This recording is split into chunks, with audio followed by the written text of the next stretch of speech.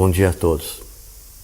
Vamos pedir ao Senhor da vida que nos dê a paz, as condições necessárias, a fim de que nesta manhã possamos bem desempenhar a nossa função, que é trazer um pouquinho de conhecimento da doutrina espírita a todos que nos assistem, buscando um melhor entendimento da nossa vida material e do que nos espera quando retornarmos à pátria espiritual. O objetivo da nossa exposição é extrair um conteúdo do nosso lar, do livro Nosso Lar. Eu intitulei a nossa exposição, a nossa palestra, como sendo hábitos terrenos. Todos nós espíritas temos pleno conhecimento que quando retornamos à pátria espiritual, somos as mesmas pessoas. Claro que os nossos pensamentos, os nossos atos, a nossa maneira de ser, torna-se muito mais visível. Mas independente disso, nós que vivemos no mundo material, uma vida relativamente longa, temos vários hábitos que nós temos que prestar bastante atenção, que são completamente diferentes na pátria espiritual. Primeiro, um exemplo bem fácil. Quando nós vamos sair de casa, sendo nós homens ou sendo mulheres, as mulheres levam sua bolsa, a primeira coisa que nós nos preocupamos é com a carteira do dinheiro, com os cartões, porque aonde nós formos, nós vamos precisar de dinheiro. Quando chegamos no mundo espiritual, não tem carteira. Nós não temos carteira, nós não temos dinheiro. Como é que nós trabalhamos isso na nossa vida espiritual? Não se compra nada com dinheiro, porque não existe.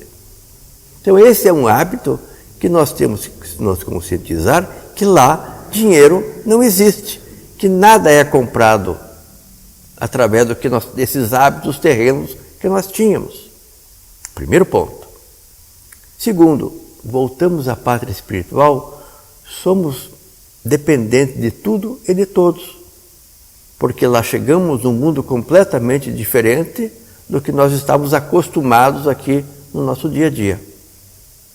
Começa pela alimentação. A alimentação no mundo espiritual não é igual à nossa alimentação, mas o nosso desejo, os nossos gostos são os mesmos, não mudam de um dia para outro. E essa conscientização é bom nós termos desde logo, que lá não se come carne, não tem bebida alcoólica, não tem doce, não tem esses hábitos terrenos. Mas o espírito, muitos deles, acostumados a isso, sentem à vontade. É interessante porque tem um capítulo no livro Nosso Lar que fala exatamente a respeito da alimentação. Não pensem que lá também foi fácil para esses hábitos mudarem do dia para a noite. Vejam só, o governador de Nosso Lar levou 30 anos para mudar o tipo de alimentação naquela colônia.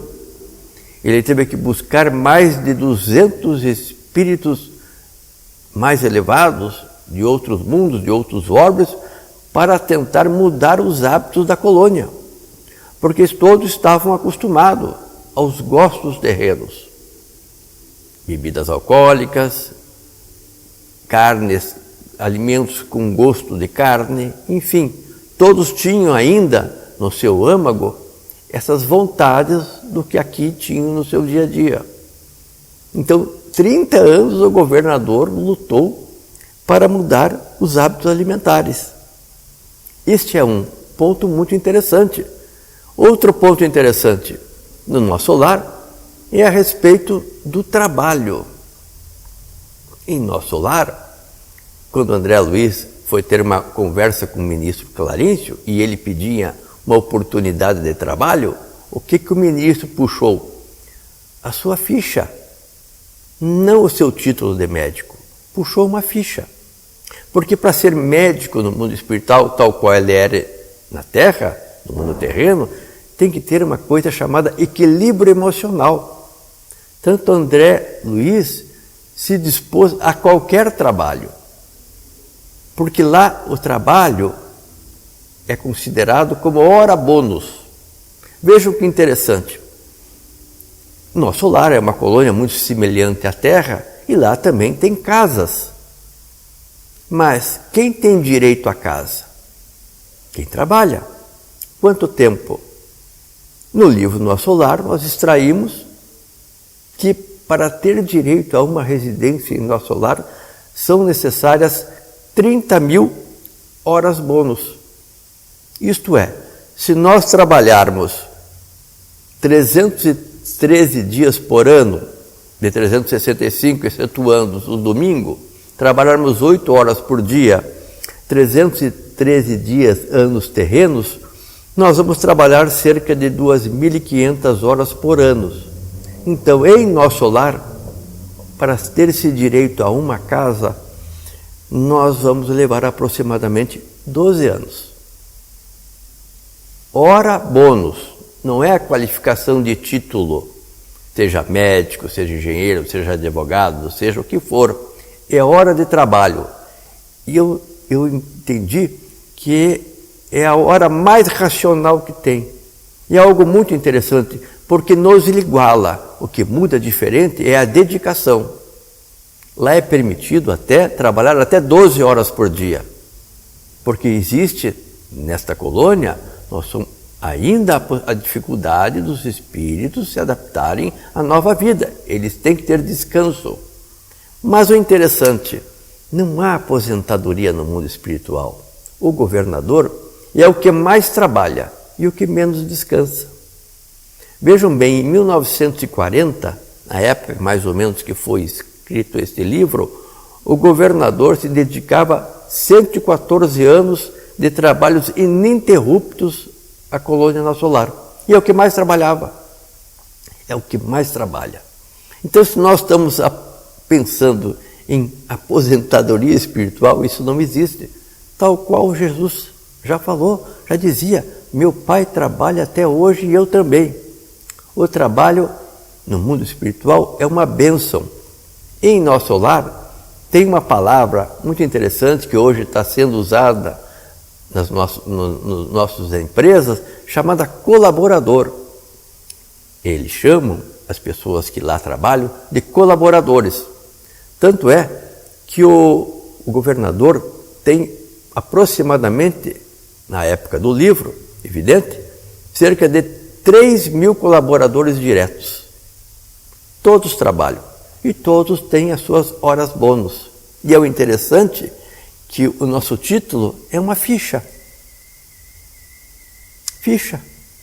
Nós pensamos que chegamos lá com nosso currículo em termos de nosso diploma, nossas pós-graduações. Isso no nosso lar não tem muito valor. É claro que para nós tudo isso tem o conhecimento, é importantíssimo, mas no mundo espiritual é a ficha. O que nós fizemos nos nossos títulos, como nós nos conduzimos no mundo terreno com os títulos que nós, de alguma forma, alcançamos através dos nossos esforços. Isso é que vai valer. A maneira com que nós nos comportamos aqui, a maneira com que nós utilizamos os nossos conhecimentos em prol do bem para com todos. Então, nossa ficha é algo importantíssimo.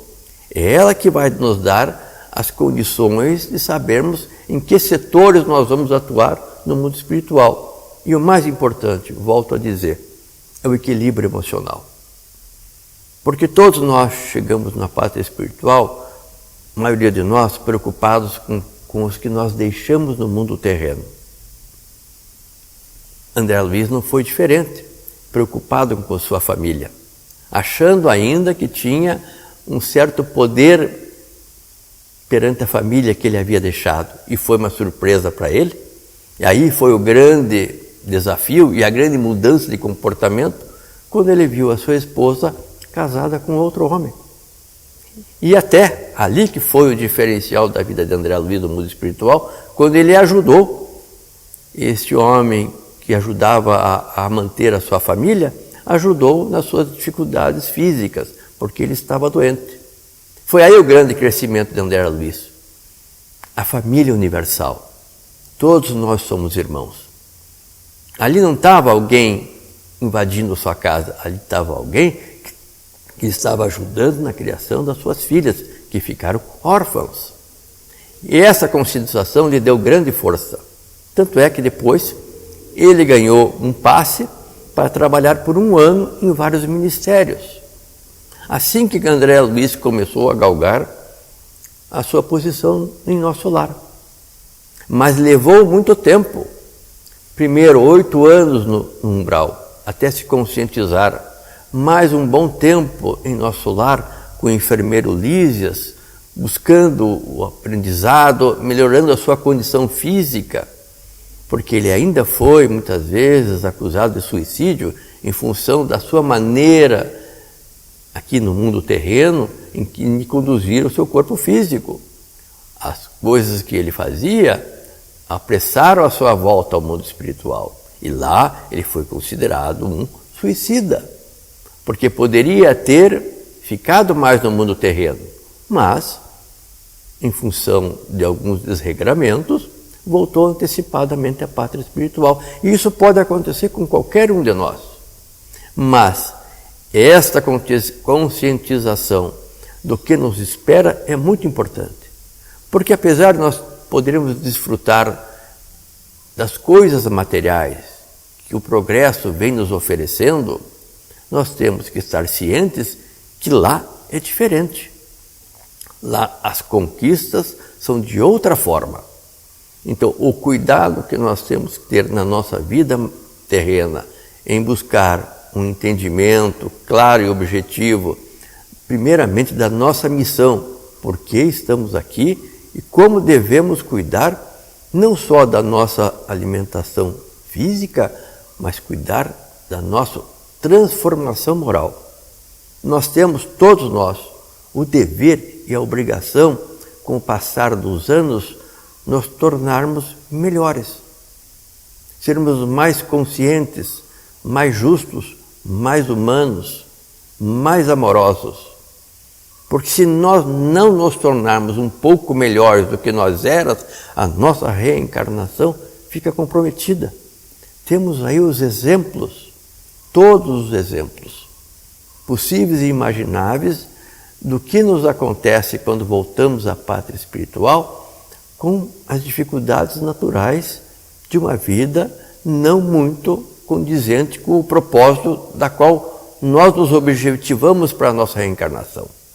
Todos nós voltamos à pátria material para nos melhorarmos, não apenas para melhorarmos materialmente falando, porque tudo exatamente que nós temos aqui trocará de mãos e troca muito rápido.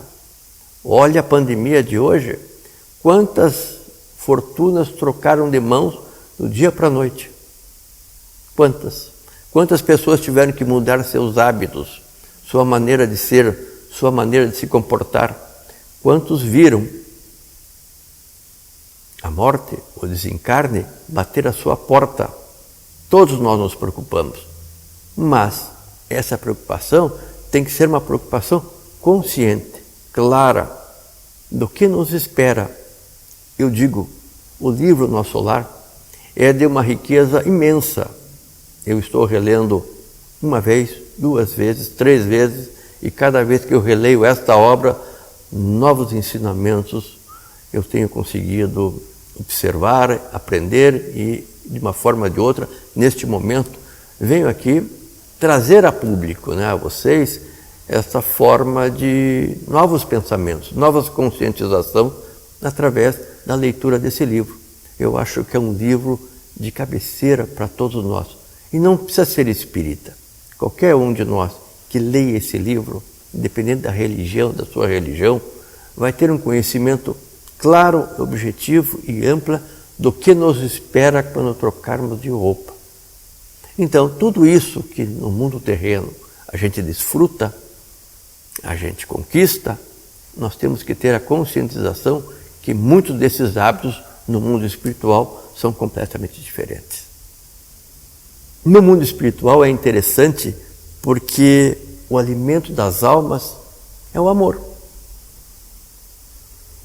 os espíritos elevados se nutrem do amor.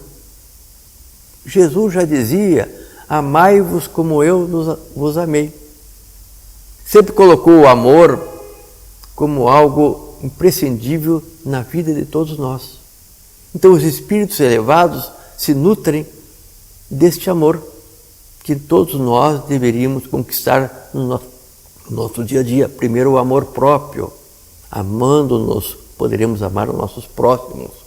Cuidando de nós, cuidaremos dos nossos próximos. Buscando a nossa melhora íntima, vamos ajudar os nossos próximos também a se melhorarem. Quando a gente dá um presente, quem é mais feliz? Aquele que dá ou aquele que recebe? Eu tenho pensado muito disso e fico muito mais feliz em dar do que receber. Porque olha o cuidado para você dar um presente, para você dar um abraço, para você dar uma palavra. Tudo neste mundo é troca. E nós, todos nós, médios em potenciais, porque todos nós, de alguma forma, podemos ser intérpretes do pensamento divino e temos que estar preparados no nosso dia a dia para exercermos essa mediunidade com Jesus. Porque, vez por outra, aparece alguém que precisa de uma palavra, de um abraço, de um consolo, em situações completamente diferentes.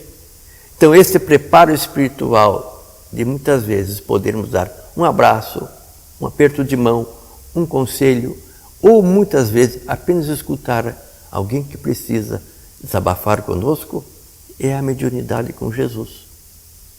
Então, esse preparo tem que estar dentro de nós. Nós somos médiuns, intérpretes do pensamento de Jesus 24 horas por dia, inclusive enquanto estamos dormindo. Quando dormimos, nossos espíritos muitas vezes voltam à pátria espiritual e vão encontrar-se com pessoas amigas e vão encontrar-se muitas vezes com os nossos desafetos. Mas já dizia Chico Xavier que mesmo os mais empedernidos obsessores, quando nós estamos em prece ou quando nós estamos buscando fazer o bem aos nossos próximos, mais próximos, mudam de atitude. Então a prece diária, o contato diário com Jesus, com os bons espíritos, nos dá o alimento espiritual para que nós suportemos as vicissitudes da vida, que todos nós somos muitas vezes sujeitos a alguns intempéries. Todos nós passamos por dificuldades porque é um mundo ainda de provas e expiações. Não tem ninguém neste mundo que não passe por dificuldades. Por mais vida tranquila que nós tenhamos, temos as dificuldades naturais. Muitas vezes não é conosco, é com um parente, é com um filho, com um amigo. E este nosso poder de estarmos em paz com a nossa consciência nos dá a condição, muitas vezes, de sermos os intérpretes do pensamento de Jesus.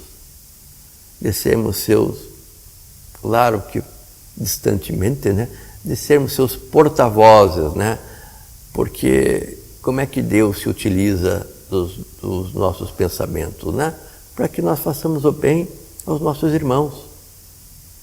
E pensando bem, vejam bem, por mais que tenhamos problemas com este ou com aquele, todos os espíritos têm um protetor espiritual, tem uma mãe terrena, tem amigos do mundo espiritual que querem o melhor para ele. Se nós buscamos fazer o bem a quem quer que seja, estamos buscando mais amigos no mundo espiritual que possamos imaginar. E essa família terrena e essa família espiritual, o nosso objetivo é aumentar. Fazer com que tenhamos uma família muito maior do que a família apenas de sangue. Possamos ter uma família espiritual, que muitas vezes a gente não tem nem consciência de qual ela seja, mas é interessante porque nossos trabalhos mediúnicos tem muitos avós, tem muitas mães, tem muitos parentes que vêm ali pedir para os seus filhos, pedir para os seus pais, pedir para os seus amigos. Então todos nós que estamos encarnados, independente da nossa condição, temos alguém no mundo espiritual que torce por nós. E quando, de uma forma ou de outra, ajudamos os nossos irmãos encarnados, estamos conquistando amigos também no mundo espiritual. E me permitam ler algo aqui do nosso livro Nosso Lar, no capítulo 18, na página 103. Esse livro é repleto de ensinamentos dos mais diversos e possíveis tipos de condições que nós possamos avaliar.